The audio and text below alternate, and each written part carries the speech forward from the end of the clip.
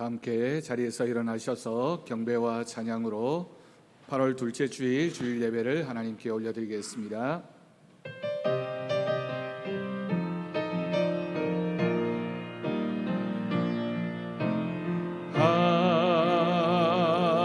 하나님은 우리의 피난처가 되시며 환난 중에 우리의 힘과 도움이시라.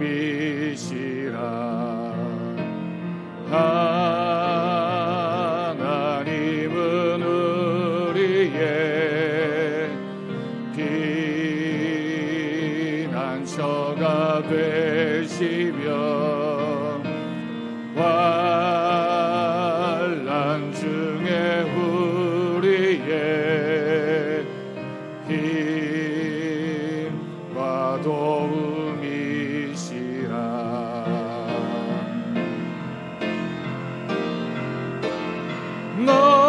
너희는 가만히 있어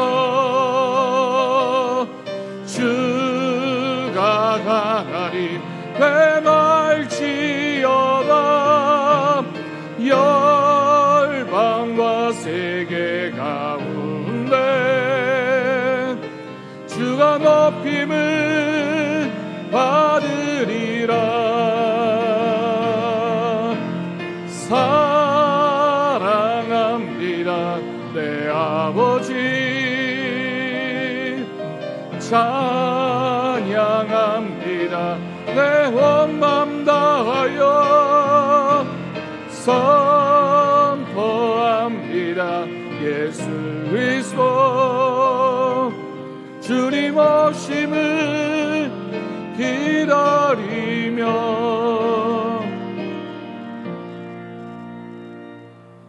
비록 부화가 나무가 무성하지 못하며 포도나무에 열매가 없으며 감람나무에 소출이 없으며 밭에 먹을 것이 없으며 우리의 양이 없으며 외양간에 소가 없을지라도 나는 여호와로 말미암아 즐거워하며 나의 구원의 하나님으로 말미암아 기뻐하리로다. 아멘.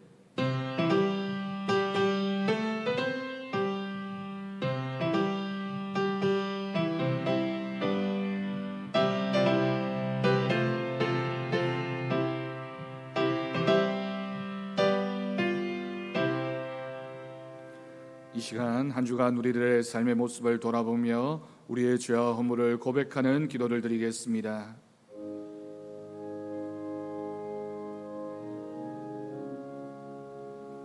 아버지,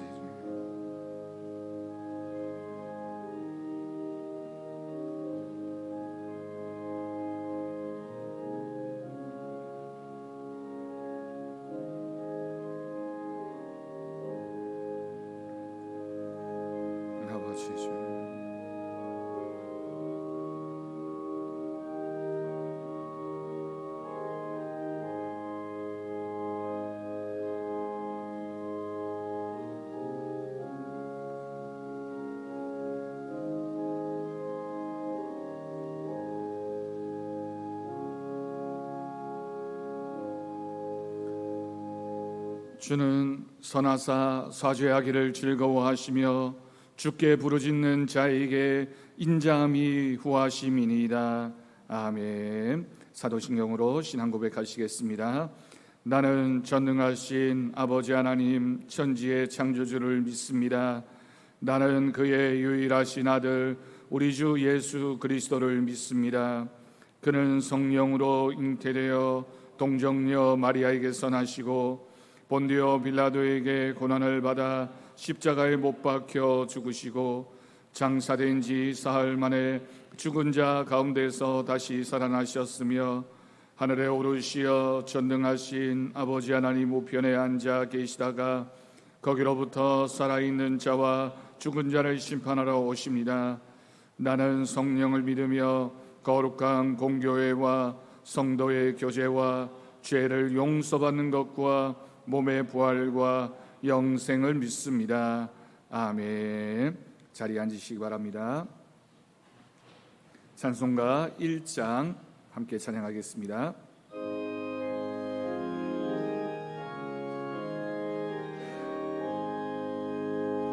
만복의 근원 하나님, 온 백성 찬송 드리고 저 천사여 찬송하세. 찬송 성부 성자 성령. 아멘.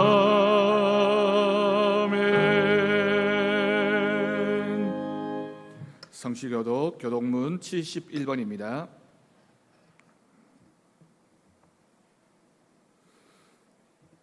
교독문 71번 이사야 55장 성시를 함께 교독하겠습니다. 오라 너희 모든 목마른 자들아 물로 나오라. 돈 없는 자도 오라.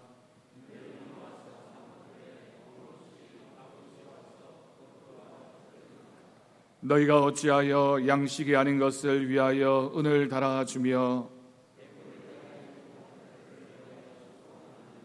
내게 듣고 들을지어다. 그리하면 너희가 좋은 것을 먹을 것이며 너희는 귀를 기울이고 내게로 나와 들으라. 내가 너희를 위하여 영원한 언약을 맺으리니 너희는 여호와를 만날 만한 때에 찾으라. 악인은 그의 길을, 불의한 자는 그의 생각을 버리고 여호와께로 돌아오라. 우리 하나님께로 돌아오라. 그가 너그럽게 용서하시리라. 아멘. 이 시간 김종덕 장로님 기도하시겠습니다.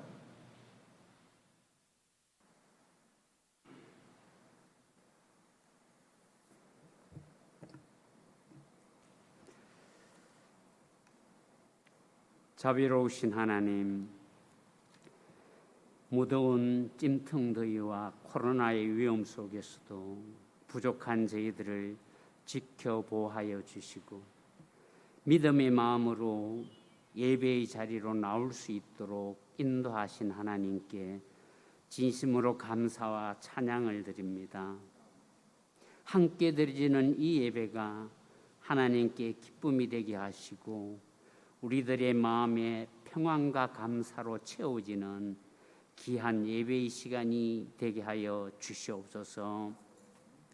하나님, 찌는 듯한 폭염의 더위가 우리의 삶을 지치게 하지만 참고 견딜 수 있는 것은 곧 시원한 가을이 온다는 사실을 알기 때문입니다. 그러나 코로나 전염병이 백신 개발로 곧 끝날 것 같다고 희망을 가졌지만 델타 변이 바이러스로 인해 언제 끝날지 모르는 불안하고 두려운 마음으로 살아가는 우리들의 삶은 더욱더 지치고 힘들어합니다. 세계적으로 다시 재점화되는 코로나 전염병의 현상을 신앙적 관점에서 어떻게 바라보아야 할까?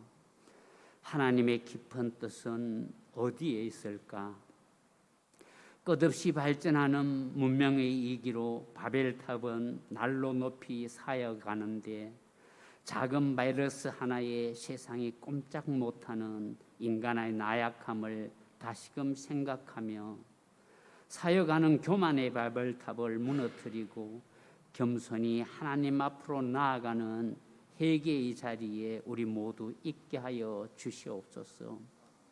그리하여 코로나 재앙이 깨끗이 물러가게 하시고 교회가 은혜로 채워지며 예배의 자리가 정상으로 회복되기를 간절히 하나님 소망합니다.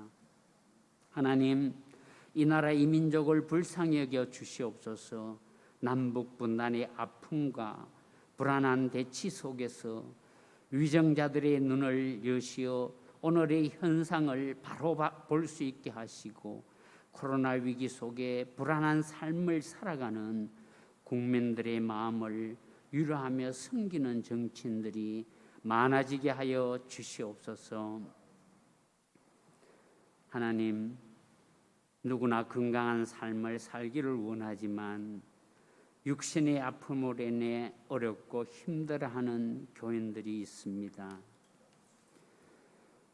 회복될 것을 기대하며 주님의 도심의 손길을 간절히 원하며 기도하는 한우들을 기억하여 주시고 여호와 라파의 치료의 역사가 간증으로 남을 수 있도록 은혜로 인도하여 주시옵소서.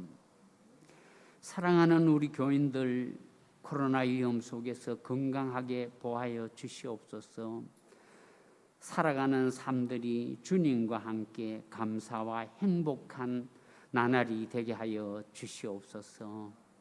이제 이 시간 선포하시는 목사님의 말씀이 능력과 은혜의 말씀이 선포되게 하시고 그 말씀이 우리들의 생활이 되고 삶이 되며 인격이 되는 지혜의 말씀으로 채워 주시옵소서. 또한 찬양을 드리는 김성철 장로님의 찬송이 하나님의 기쁨이요 우리 모두의 고백이 되게 하여 주시옵소서. 우리들의 삶의 소망 되시는 예수 그리스도의 이름으로 간절히 기도드립니다. 아멘.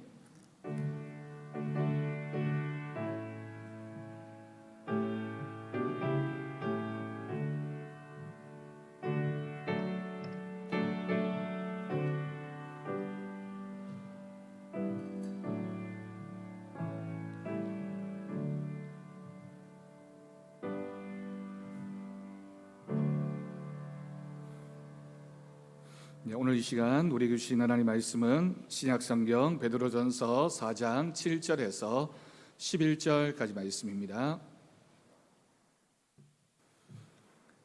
신약성경 382쪽입니다. 베드로전서 4장 7절에서 11절까지 말씀, 이 시간 우리에게 주신 하나님 말씀으로 믿고 제가 봉독하겠습니다. 만물의 마지막이 가까이 왔으니 그러므로 너희는 정신을 차리고 근신하여 기도하라. 무엇보다도 뜨겁게 서로 사랑할지니 사랑은 허다한 죄를 덮느니라. 서로 대접하기를 원망 없이 하고 각각 은사를 받은 대로 하나님의 여러 가지 은혜를 맡은 선한 청지기 같이 서로 봉사하라. 만일 누가 말하려면 하나님의 말씀을 하는 것 같이 하고 누가 봉사하려면 하나님이 공급하시는 힘으로 하는 것 같이 하라. 이는 범사에 예수 그리스도로 말미암아 하나님이 영광을 받으시게 하려 함이니 그에게 영광과 권능이 세세에 무궁하도록 있느니라. 아멘. 이 시간 김승철 장로님 하나님 앞에 찬양 올려드리겠습니다.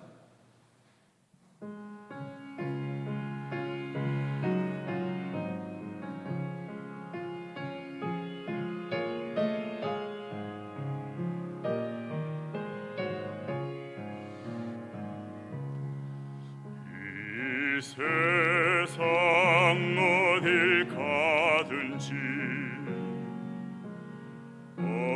어디서 무얼 하든지 주는 항상 나와 함께 동행하여 주시네. 능력의 주께서 나를 사랑의 주께서 너를 인도하여 축복하시리.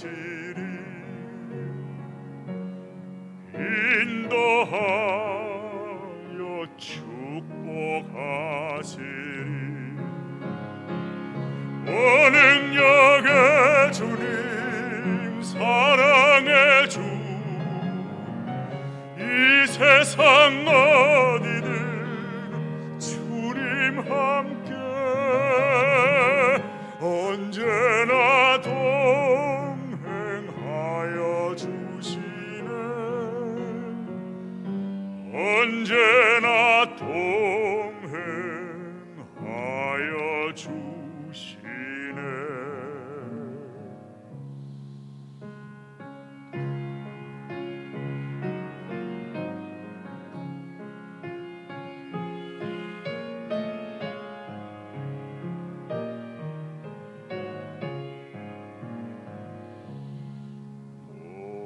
오직 성령의 열매는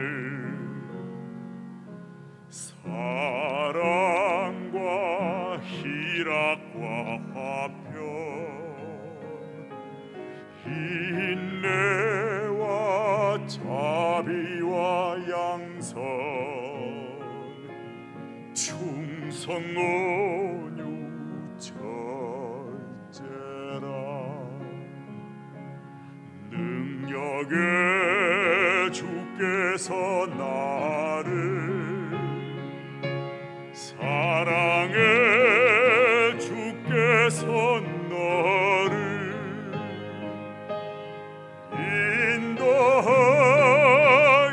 축복하시리 인도하여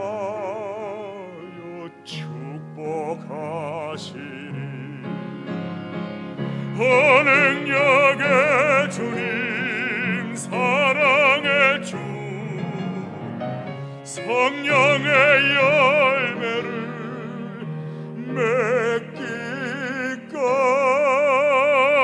맺기까지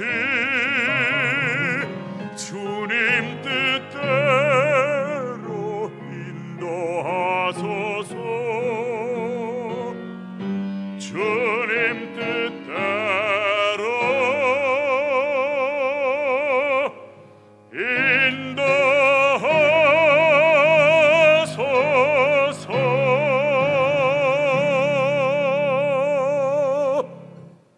아멘.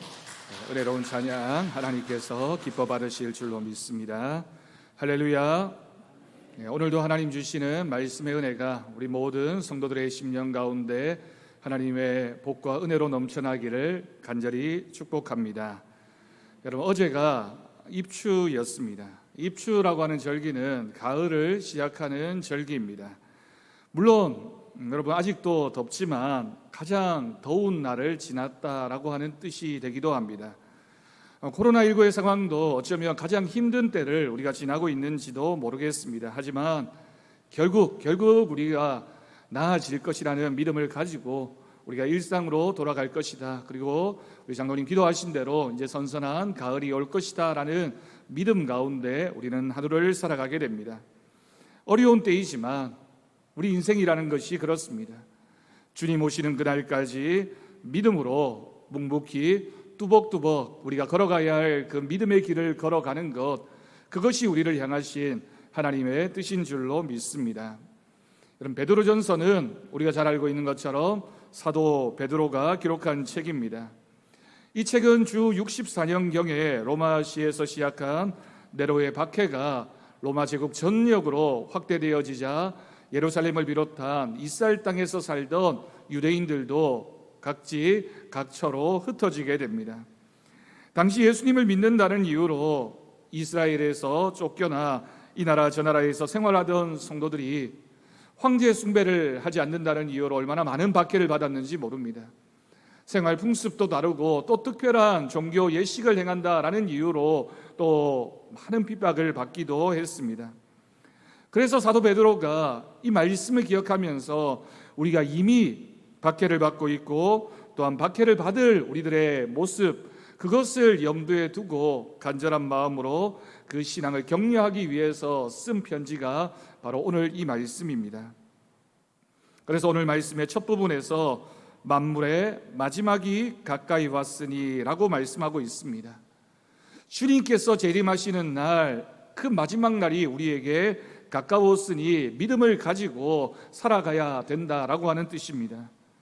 여러분, 만약 우리에게 지구의 종말이 임박하고 나의 남은 삶이 많지 않다라고 생각한다면 여러분, 우리가 무엇을 하겠습니까? 우리가 세상을 떠나기 전에, 죽기 전에 우리가 해야 할 일은 무엇입니까? 러시아의 문호였던 도스토예프스키가 젊은 시절 자신이 경험했던 일들을 기록한 자전적인 내용을 읽은 적이 있습니다. 도스토예프스키가 젊은 시절 러시아 정부에 반역한 죄로 사형을 언도받게 되었습니다. 1881년 한 강연에서 그때의 상황을 이렇게 회고합니다. 나는 영하 50도나 되는 추운 겨울날 사형을 당하는 형장으로 끌려갔습니다. 형장에는 여러 개의 기둥이 세워져 있었는데 한 기둥에 한 사람씩 묶여 있었습니다. 나는 세 번째 기둥의 가운데에 묶여 있었습니다. 사형 집행이 언제 될지를 알고 있었기 때문에 시계를 바라보니 내가 이 땅에서 살아남을 수 있는 시간이 이제 채 5분이 남지 않았다라는 것을 알게 됩니다. 28년을 살아오면서 이 남은 5분 시간이 그렇게 귀하게 여겨졌습니다. 나는 이 5분을 어떻게 쓸까 고민하다가 형장에 끌려온 내 옆에 있는 내 동료들과 인사하는데 한 2분을 써야지라고 생각을 했습니다. 또 지금까지 살아온 생을 정리하는데 2분을 쓰고 남은 1분은 내 앞에 펼쳐져 있는 저 광활한 소원을 바라보면서 주의 자연을 둘러보기로 했습니다. 그렇게 생각하면서 잠시 눈을 감으니 눈에서 눈물이 뚝뚝 흘렀습니다. 내가 왜 인생을 이렇게 살았나? 짧은 인생이지만 돌아보니 허무밖에 없었고 내가 다시 시작할 수만 있다면 하는 생각이 절실했지만 이미 사형은 이제 집행되어질 것이고 돌이킬 수 없구나라는 생각이 밀려왔습니다. 자신의 앞에서 병사들이 총의 탄환을 장전하는 소리가 들리자 견딜 수 없는 죽음의 공포가 그의 마음 가운데 밀려왔습니다. 바로 그 순간에 한 병사가 흰 손수건을 흔들며 달려왔습니다. 황제의 특별 사면장이 도착했다고 알리면서 이 사형을 당장 중단하라고 죽음에서 살아난 것입니다. 그 뒤로 도스토예프스키가 고백하기를 나는 그때 사형 현장에서 있었던 그 5분을 나는 평생 잊지 못한다. 그 5분의 시간이 내 인생을 결정적으로 바꾸었다라고 회고를 했습니다. 그렇게 사형장에서 극적으로 살아남은 도스토예프스키는 그 이후에 삶에서 많은 사람들에게 인정받는 수없이 많은 명작들을 남길 수 있었습니다.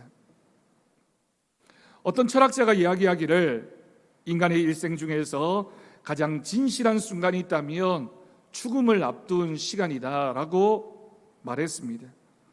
여러분, 이 말은 죽음을 앞둔 순간에 느끼는 후회와 또 희망의 마음이 교차하는 것, 인생을 살아가면 이루지 못할 일이 없을 것이라는 말로 해석할 수도 있다라고 하는 뜻이기도 합니다. 사랑하는 성도 여러분, 우리의 삶의 마지막 순간이 찾아온다면 우리는 무엇을 할 것입니까? 세상 사람들과는 다르게 우리는 그리스도인들이기 때문에 우리의 신앙을 다시 한번 돌아보아야 할 것입니다. 만약 우리에게 회개해야 할 일이 있다면 회개할 것입니다. 용서하고 화해해야 할 사람이 있다면 그렇게 할 것입니다. 혹시나 세상을 떠나기 전에 내 주위에 믿지 않는 가족들이 있다면 그들에게 예수님의 복음을 전하는 일이 마지막 남은 우리에게 귀한 일로 생각되어질 것입니다. 또한 후손에게나 빚진 사람이 있으면 가진 재산을 정신이 맑고 건강할 때 미리미리 잘 나누어 주어서 떠나는 이후에 혹시라도 가족 간에 서로 불화를 갖거나 소송을 하지 않도록 잘 정리하는 일도 해야 할 것입니다. 그리고 혹시라도 그러던 중에 자신이 가진 재산 중에 없는 것이 있다면 교회나 또 복지재단에 기증을 하고 자신의 시신이나 장기도 기증하는 일에, 그런 선한 일에 동참할 수도 있을 것입니다. 그런데 여러분, 생각해 보면 그렇게 이런 임종을 하기 전에 이런 기회를 가지는 사람들이 많지 않다는 데 문제가 있습니다. 연세가 많아서 노안을 겪으시거나 또는 긴 기간 질병을 앓는 분들은 죽음을 준비할 수도 있겠지만 대부분의 사람들은 그렇게 죽음을 준비하지 못한 채 불현듯 자신에게 찾아오는 죽음을 맞이하게 됩니다. 죽음의 시간이라는 것이 꼭 순서나 시간이 정해져 있지 않기 때문입니다. 그렇다면 우리가 어떻게 해야 될까요? 연세 드신 분들이나 젊은 사람들이나 누구나 동일하게 겸손한 마음으로 세상을 살아가는 동안에는 오늘 이 하루가 나의 생의 마지막 순간이 될 수 있다라고 하는 그런 마음으로, 그런 믿음으로 살아가는 사람이야말로 가장 지혜로운 사람이라고 할 수 있을 것입니다.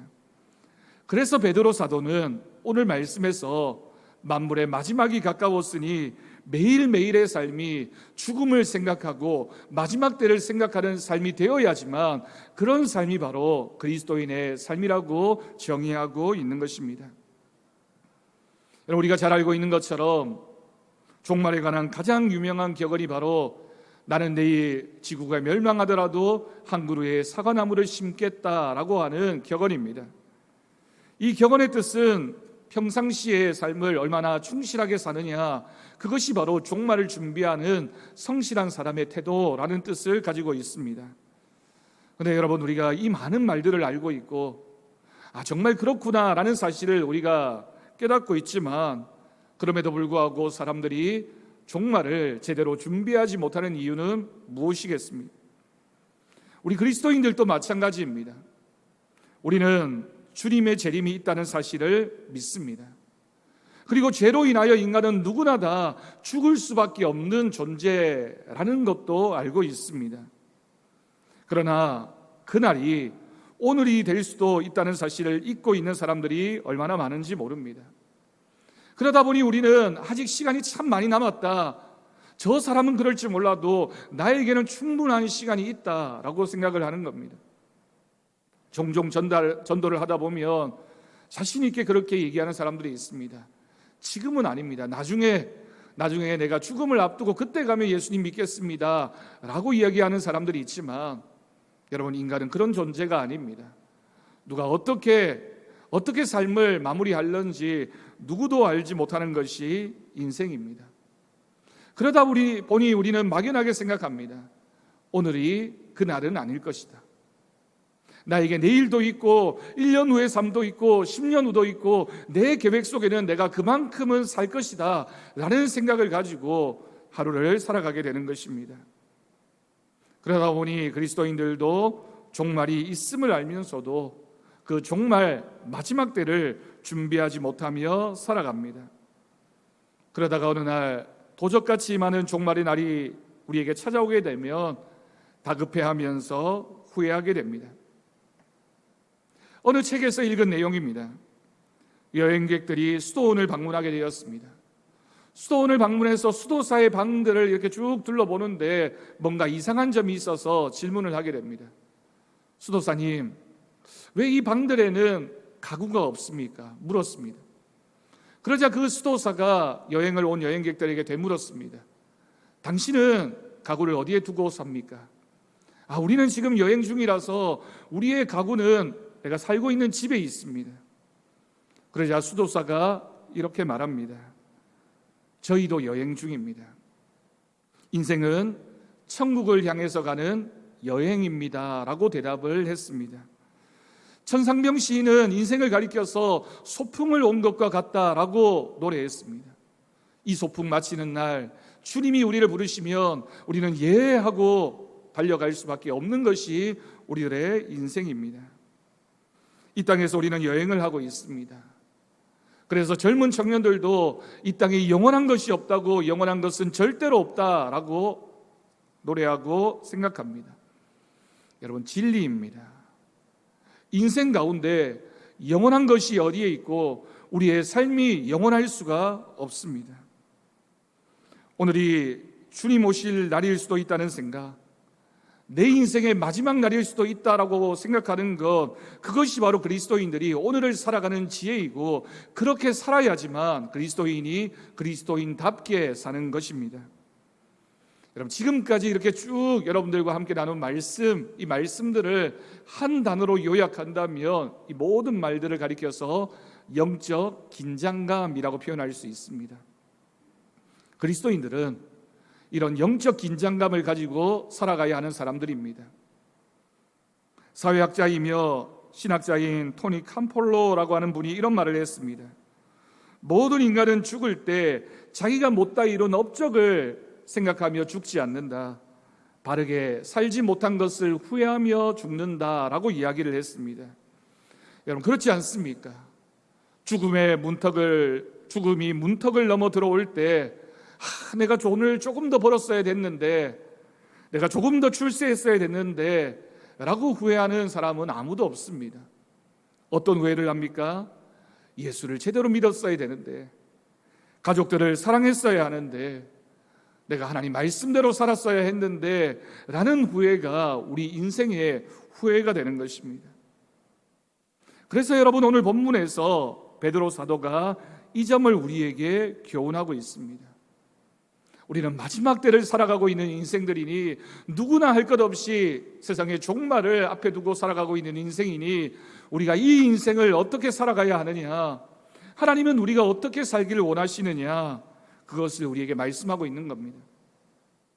오늘 말씀에는 중요한 세 가지 동사가 명령형으로 기록되어져 있습니다. 이 세 가지를 살펴보면서 이 종말의 때에 우리의 삶이 어떤 삶이 되어야 하는지 하나님 말씀을 통해 우리가 결단하고 고백할 수 있기를 간절히 바랍니다. 첫 번째는 종말의 때에 우리가 해야 할 일, 기도하라라고 하는 것입니다.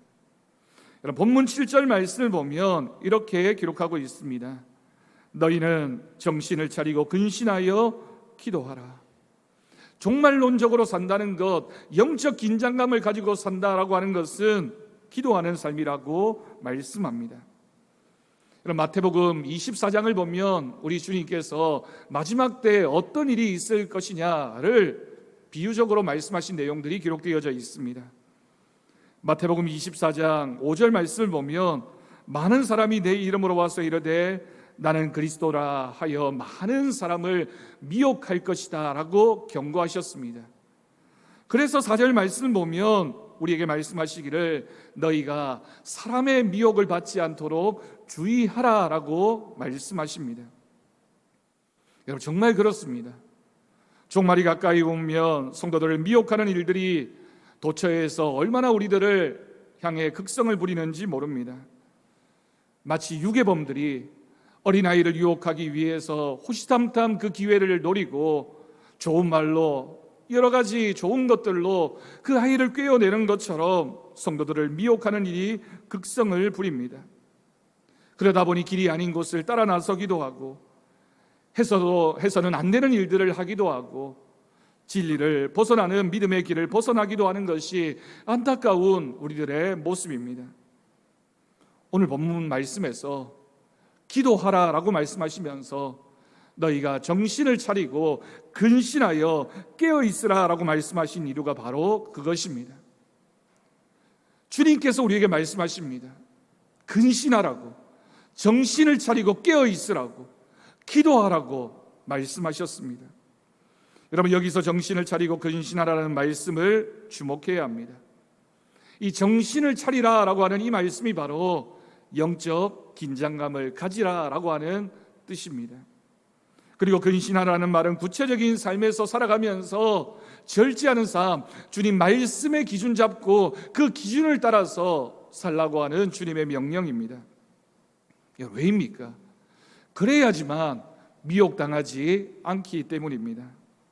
마지막 때는 정신없이 살아가기 때문에 그때그때 우리가 영적인 긴장감을 가지지 않으면 우리의 믿음도 빼앗기게 되고 우리의 천국도 빼앗기게 될 것이니 깨어 있어야 된다고, 근신해야 된다고, 정신을 차리라고 하나님 말씀하셨습니다. 여러분, 참 복잡하고 혼란한 시대를 우리가 살아가고 있습니다. 세상 사람들도 복잡하다고 생각하지만 영적인 의미에서 우리 모든 성도들이 이런 영적 긴장감이 해이해지면 세상에 휩쓸려 갈 수밖에 없습니다. 홍수가 나서 탕류가 휩쓸고 갈 때 제 아무리 수영을 잘하는 사람이라 할지라도 또 내려가는 것처럼 우리가 깨어있지 않으면, 영적으로 긴장하지 않으면, 우리가 영적으로 무장하지 않으면 휩쓸려 갈 수밖에 없다는 사실을 꼭 기억할 수 있기를 바랍니다. 마지막 때의 삶은 공고합니다. 살면서 어려운 일들이 얼마나 많이 생겨나는지 모릅니다. 경제적으로 부유해졌습니다.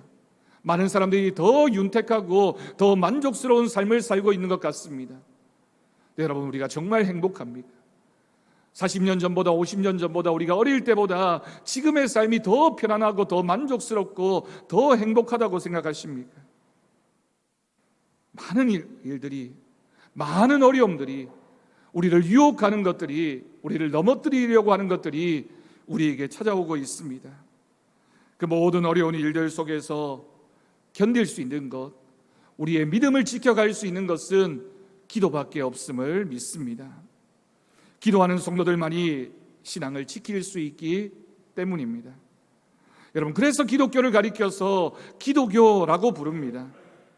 교회가 기도하는 집이라고, 성도가 기도하는 사람이라고 우리가 부르고 있는 것은 기도하지 않고서는 우리의 믿음을 지킬 수 없기 때문입니다. 여러분, 꼭 기억하십시오.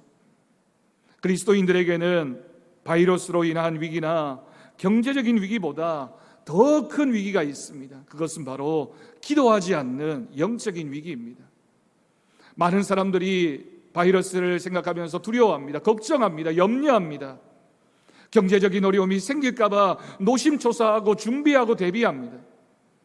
근데 여러분, 우리가 영적으로 깨어있지 못한다면, 기도하지 않는다면 그것이 더 큰 위기이고 그것이 우리의 영원한 생명을 빼앗아가는 결과를 가져온다는 사실을 우리는 기억해야 할 것입니다. 기도는 훈련이며 습관이어야 합니다. 무더운 여름날 혹시라도 밤새 잠을 이루지 못했다면 기도의 자리를 찾아야 합니다. 기도는 어려운 일이 있을 때만 하나님을 찾아 푸념을 늘어놓는 것이 아니라 하나님과의 영적인 교제의 시간이기 때문입니다. 기도는 내 능력과 내 모든 것의 한계를 깨달은 사람들만이 겸손한 마음을 가지고 하나님 앞에 도움을 구하게 되고, 하나님 나를 도와달라고, 하나님 내 안에 역사해달라고 바랄 수 있게 됩니다. 그러므로 여러분 성도들은 우리가 땀 흘려 뛰는 것보다 기도할 때 더 많은 일들을 이루어가는 사람들인 줄로 믿습니다. 물론 땀 흘려 노력해야 할 것입니다. 최선을 다해 성실하게 주어진 일들을 감당해야 할 것입니다. 그러나 그것보다 더 먼저 앞서서 기도가 우선이고 기도가 먼저라는 사실을 깨달을 때 하나님이 우리를 통하여 역사하십니다. 기도할 때 불안과 두려움이 사라집니다. 기도할 때 담대해질 수 있고, 기도할 때 우리의 문제를 해결할 하나님의 능력이 우리 가운데 임하게 될 것을 믿습니다. 오늘 말씀을 준비하면서 제가 인터넷에서 사진 한 장을 보고 굉장히 마음에 큰 감동이 있었습니다. 여러분, 이 사진을 한번 보십시오. 40년 전인지 50년 전인지 모르겠습니다. 우리나라가 어렵고 힘든 시기에 이런 어머니의 기도가 있었습니다. 한 아이를 손에 붙잡고, 한 아이는 등에 업고 차가운 마룻바닥에 무릎을 꿇고 우리 가정을 지켜달라고, 오늘 하루 먹을 것을 달라고, 우리 자녀들 믿음으로 키우게 해달라고 간절히 기도했던 어머니가 있었기 때문에, 간절히 기도했던 할머니가 있었기 때문에 여러분, 이 나라와 한국교회가 지금의 모습으로 지켜진 줄로 믿습니다. 여러분, 우리에게 오늘날에도 이 기도가 있다면, 오늘날에도 우리가 이 기도하는 자세를 잃지 않는다면, 코로나가 아니라 그 어떤 어려움이 우리에게 찾아온다 할지라도 우리는 넉넉히 이기는 기도의 능력으로 살아가는 믿음의 사람이 될 줄로 믿습니다. 두 번째로 우리는 말세 때에 서로 사랑해야 합니다. 오늘 본문 8절 말씀을 보면 무엇보다도 뜨겁게 서로 사랑할지니 라고 말씀합니다. 종말론적인 삶의 또 다른 삶의 특징 가운데 하나가 바로 우리 주님이 우리를 향하여 서로 사랑하라라고 하는 말씀입니다. 마태복음 24장 12절에 보면 주님께서 마지막 때에 이런 일이 있을 것이라고 말씀하셨습니다. 불법이 성함으로 많은 사람의 사랑이 식어지게 될 것이다. 여러분, 우리의 사랑이 식어지고 있다면 종말이 가까이 왔다라고 하는 뜻입니다. 마지막 때가 되면 사람들은 이기적이 됩니다. 자기를 사랑합니다. 상대방을 배려하거나 생각하지 않습니다. 다른 사람은 상처를 받든지 죽든지 관계가 없습니다. 그리고 고난이 오면 서로 불화하기도 쉽습니다. 서로 원망하고 불평하는 일들이 많아지게 됩니다. 네, 여러분, 안타까운 것은 이와 같은 모습이 우리의 가정에서도 일어날 수 있다라고 하는 겁니다. 가정에도 사랑이 식어지면, 부부간에, 부모와 자식 간에, 형제 간에 사랑이 없으면 그 가정도 온전히 지켜질 수가 없습니다. 서로 사랑해야 됩니다. 더 아껴야 되고 더 믿음의 사랑을 감당할 때 하나님이 지켜주실 것입니다. 그렇게 서로 싸우면 함께 죽을 수밖에 없습니다. 그러므로 우리가 서로 사랑한다는 것은 서로 함께 살아갈 수 있다라고 하는 증거입니다. 사랑하는 길만이 어려움을 극복하고 행복하게 사는 길입니다. 그러면서 우리가 기억해야 할 말씀은 사랑은 허다한 죄를 덮을 것이다 라고 하는 하나님의 말씀입니다. 다른 사람의 허물을 덮어주는 사랑이 있어야 합니다. 우리는 너무나도 쉽게 비판하고 지적할 수 있지만 하나님께 영광이 되지 않으면 덮을 수 있는 용기가 필요합니다. 여러분, 가정에서도 사랑하려면 반드시 서로를 위해주고 용서해주는 마음이 있어야지만 그 가정이 지켜질 수 있습니다. 여러분, 교회도 그렇지 않습니까? 진리에 관한 것이라면, 하나님 말씀에 관한 것이라면 우리가 목숨을 걸고 지켜야 되겠지만, 그렇지 않다면 다른 성도의 실수나 다른 성도의 부족함이나 연약함을 눈 감아주고 덮어주는 그 사랑이 있을 때 그 사랑이 바로 하나님의 공동체인 이 교회를 지켜가는 끈끈한 하나님의 은혜가 될 줄로 믿습니다. 노아가 방주에서 나온 뒤에 포도농사를 지었고 어느 날 과음을 했습니다. 아랫도리를 벌거벗은 채 누워서 낮잠을 자고 있었습니다. 큰아들 함이 들어가 보고 아버지를 비방했습니다. 셈과 야벳은 뒷걸음으로 들어가 이불을 덮어드리고 나왔습니다. 여러분, 결과가 어떠했습니까? 결국 노아를 통하여 그 아들들이 두 아들은 축복을 받고 한 아들은 저주를 받는 안타까운 결과가 나타나게 됩니다. 여러분, 우리의 눈에 무엇이 보입니까? 사랑은 허물과 죄를 덮는 것입니다. 하나님께서 만약 우리의 허물과 죄를 들추어내신다면 하나님 앞에서 누가 살아남을 수 있겠습니까? 누가 하나님 앞에서 우리의 의로움을 말할 수 있겠습니까? 사랑은 그래서 사람을 살리는 것입니다. 내가 손해보고 자존심을 내려놓고 죽음으로 살릴 수 있다면 그것이 바로 가장 행복한 삶을 살아가는 그리스도인의 지혜입니다. 여러분, 예전에 우리가 사진을 찍을 때 한쪽 눈을 감습니다. 그래야 사진을 잘 찍을 수 있기 때문입니다. 믿음의 눈도 마찬가지입니다. 세상을 향한 눈을 감아야 됩니다. 이웃을 향한 정죄의 눈을 감아야 하나님의 사랑이 더 잘 보이게 됩니다. 우리가 이 말씀을 꼭 기억할 수 있기를 간절히 바랍니다. 세 번째로, 종말의 때를 살아가는 우리 성도들은 봉사하라라고 하는 말씀입니다. 본문 10절을 보면 각각 은사를 받은 대로 하나님의 여러 가지 은혜를 맡은 선한 청지기 같이 서로 봉사하라고 말씀합니다. 여러분, 봉사가 무엇입니까? 봉사란 타인의 행복과 복지를 위해서 나의 시간과 물질과 마음을 바쳐 섬기는 것이 봉사입니다. 근데 여러분, 그러면 우리가 왜 봉사합니까? 봉사하는 것이 왜 우리에게 유익이 됩니까? 봉사라고 하는 것은, 섬김이라고 하는 것은 내 신앙의 근육을 만드는 길이기 때문입니다. 여러분, 운동을 할 때 우리에게 힘들고 또한 고통스럽지만 왜 운동을 합니까? 남에게 보여주기 위해서가 아니라 내 건강을 위해서 합니다. 봉사와 섬김도 마찬가지입니다. 겉으로 보이기에는 다른 사람을 섬기는 것 같고 다른 사람에게 유익이 되는 것 같지만 하나님은 우리에게 그것이 너에게 유익이 될 것이라고, 너의 믿음의 성장이 있을 것이라고 말씀하셨습니다. 달란트 비유나 문화 비유는 동일하게 마지막 때에 있을 결산과 심판을 우리에게 말씀합니다.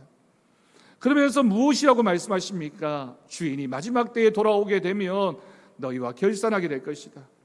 너희에게 10고을 권세를 줄 것이다. 너희에게 남은 달란트를 줄 것이다. 풍성한 은혜를 줄 것이라고 하나님께서 우리에게 약속하셨습니다. 여러분, 그리스도인에게 있어서의 상급은 물론 하나님 나라에 가서 받게 될 우리의 영적인 상급이기도 하지만 이 땅에 사는 동안 하나님이 우리에게 주시는 복을 의미하기도 합니다. 하나님을 잘 믿는 사람, 믿음으로 살아가는 사람, 하나님의 선한 일을 잘 감당하는 사람에게는 하나님이 주시는 이 땅에서의 복도 있게 될 것을 믿습니다. 히브리서 13장 2절 말씀 보면 이렇게 기록합니다. 손님 대접하기를 잊지 말라. 이로써 부지 중에 천사들을 대접한 이들이 있었느니라. 아브라함이 지나가던 한 사람을 잘 대접했는데 그것이 천사였고 하나님이셨습니다. 내가 보살피고 도와준 이웃과 성도가 아니라 바로 주님이셨습니다. 내가 섬기는 것은 사람을 섬기는 것 같은데 하나님은 그것은 나를 섬기는 것으로 인정해 주시겠다라고 말씀하십니다. 마태복음 10장 41절과 42절 말씀을 보면 이렇게 기록합니다. 선지자의 이름으로 선지자를 영접하는 자는 선지자의 상을 받을 것이요 의인의 이름으로 의인을 영접하는 자는 의인의 상을 받을 것이요 또 누구든지 제자의 이름으로 이 작은 자 중 하나에게 냉수 한 그릇이라도 주는 자는 내가 진실로 너희에게 이르노니 이 사람이 결탄코 상을 잃지 아니하리라 하시니라. 아멘. 여러분, 우리가 선지자를 대접하는 것, 의인을 대접하는 것은 당연하다고 생각합니다. 그러나 하나님 말씀은 이 작아 보이는 사람, 별 볼 일 없어 보이는 사람, 너와는 별로 상관이 없는 이익이 되지 않을 것 같은 그 사람에게 잘 대접한 것 내가 기억하겠다라고 하는 그 말씀 우리가 꼭 실천할 수 있기를 바랍니다. 갈라디아서 6장 10절 말씀 보면 이렇게 말씀합니다. 그러므로 우리는 기회 있는 대로 모든 이에게 착한 일을 하되 더욱 믿음의 가정들에게 할지니라. 아멘. 여러분, 우리가 선한 일을 한다는 것은, 남을 잘 섬긴다는 것은 하나님이 주시는 복을 받는 겁니다. 나에게는 인색하고 나에게는 엄밀할 수 있지만, 엄정할 수 있지만, 절제할 수 있지만 이웃을 위해서는, 다른 이들을 향해서는 넉넉한 마음을 가지고 잘 섬기는 사람이 바로 하늘나라에 저축하는 사람입니다. 그런데 하나님은 그것이 바로 30배, 60배, 100배의 복을 받는 일이 될 것이라고 약속하셨습니다. 말씀을 마칩니다. 종말론적인 삶을 살면서 우리가 힘써야 할 것, 우리가 영적 긴장감을 가지고 해야 될 것, 첫 번째가 바로 기도입니다. 기도가 있을 때 믿음을 끝까지 지킬 수 있기 때문입니다. 기도는 믿음으로 살아갈 수 있는 힘이 됩니다. 그리고 사랑입니다. 사랑만이 고난을 이기고 행복한 삶을 가능하게 하기 때문입니다. 그리고 봉사입니다. 우리의 삶이 끝나는 날 선한 청지기로 우리를 불러주시고 우리에게 복 주시는 하나님의 상급이 있기 때문입니다. 사랑하는 성도 여러분, 우리가 살아가는 오늘 하루가 우리의 마지막 날이 된다 할지라도 우리의 인생은 날마다 마지막 때를 살아가고 있음을 기억하십시오. 기도와 사랑과 봉사의 삶이 우리 가운데 있을 때 그 삶이 오늘을 살아가고 있는 우리들의 최선의 삶이 될 것이며, 그 삶을 하나님께서 기억하시고 인정해 주심으로 우리의 삶이 하나님이 복 주시는 인생이 되어질 줄로 믿습니다. 이 마지막 때에 우리가 영적 긴장감을 가지고 기도와 사랑과 봉사의 삶을 살아가는 우리 모든 성도들 되어지기를 주님의 이름으로 간절히 축원합니다. 기도하겠습니다. 하나님 아버지, 감사합니다. 오늘 우리에게 주신 이 말씀을 기억하며 마지막 때를 살아가게 하여 주옵소서. 우리는 우리의 삶이 영원할 것 같고 내일이 있을 것 같지만, 그러나 내일 일을 모른 채 오늘을 살아가고 있는 우리들입니다. 하나님이 마지막 때에 깨어있게 하시며 기도와 사랑과 봉사의 삶을 살아가게 하여 주옵소서. 주님의 은혜, 주님을 향한 우리의 믿음, 주님의 복주심을 기억하고 우리의 삶이 하나님이 기뻐하시는 귀한 삶이 되게 하여 주옵소서. 감사드리옵고 예수님의 이름으로 기도드립니다. 아멘. 우리 찬송가 430장 부르면서 봉헌하겠습니다.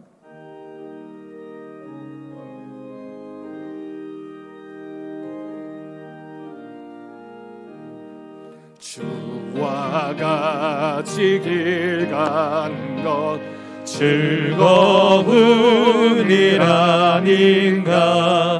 우리 우리 주님 걸어가신 발자취를 밟겠네. 한 걸음 한 걸음 주 예수와 함께 날마다 날마다 우리 걸어가리. 어린아이 같은 우리 미련하고 약하나 주의 손에 이끌리어 생명길로 가겠네. 한 걸음 한 걸음 주 예수와 함께 날마다 날마다 우리 걸어가리. 꽃이 피는 들판이나 험한 골짜기라도 주가 인도하는 대로 주와 같이 가겠네. 한 걸음 한 걸음 주 예수와 함께 날마다 날마다 우리 걸어가리. 옛 선지자의 녹같이 우리들도 천국에 들려 올라갈 때까지 주와 같이 걷겠네. 한 걸음 한 걸음 주 예수와 함께 날마다 날마다 우리 걸어가리. 하나님 아버지 감사합니다. 오늘도 귀한 은혜의 자리, 예배의 자리에 불러주시고 주님의 전에 나오게 하신 것 하나님의 은혜인 줄로 믿습니다. 이 전에 나오며 우리의 마음과 정성과 우리의 삶의 전부를 담아 귀한 예물 하나님 앞에 드립니다. 11조 예물을 드리며 감사 예물과 주일 헌금, 여러 가지 목적의 헌금을 드린 귀한 손길들을 주님께서 기억하여 주옵시고 그 하는 일들 위에 가정 위에 채우시는 하나님의 은혜가 넘쳐나게 하여 주옵소서. 혹 바치지 못한 손길 위에도 동일한 은혜를 내려 주옵시고 이 예물이 사용되어지는 곳에 주님의 복음이 전해지게 하시며 교회 가든들이 세워져가는 믿음의 열매들이 맺히게 하여 주옵소서. 감사드리옵고 예수님의 이름으로 기도드립니다. 아멘. 우리 옆에 계신 분들과 축복하며 인사하겠습니다. 주님 안에서 사랑하고 축복합니다.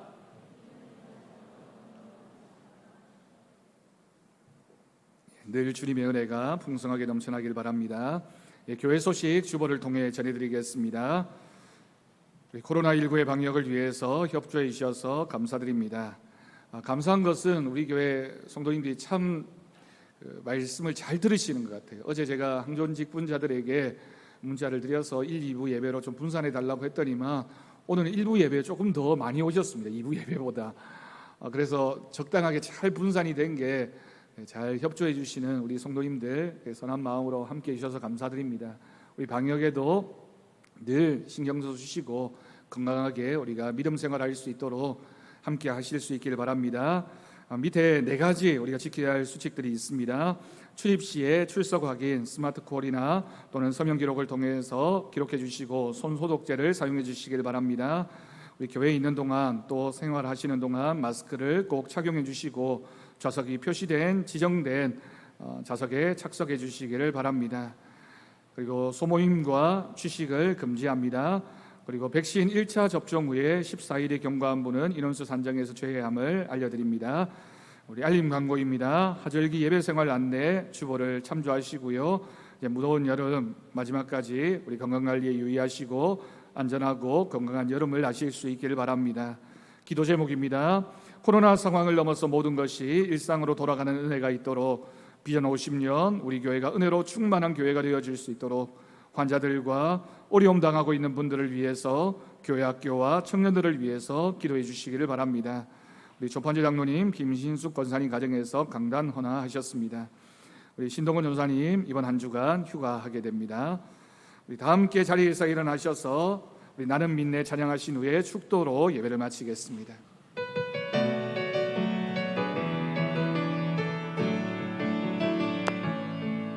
내게 허락하신 시련을 통해 나의 믿음 더욱 강하게 자라나고 험한 산과 골짜기 지나는 동안 주께 더 가까이 나를 이끄시네. 내가 겪는 시험이 어렵고 힘겨워도 내 주님보다 크지 않네. 내 앞에 바다가 갈라지지 않으면 주가 나로 바다 위 걷게 하리. 나는 믿네. 주의 능력으로 내 삶 새롭게 되리. 나는 믿네. 주의 능력으로 담대히 나가리라. 주와 함께 싸워 승리하리라. 날마다 믿음으로 나 살아가리. 나는 믿네. 주의 능력으로 내 삶 새롭게 되리. 나는 믿네. 주의 능력으로 담대히 나가리라. 주와 함께 싸워 승리하리라. 날마다 믿음으로 나 살아가리.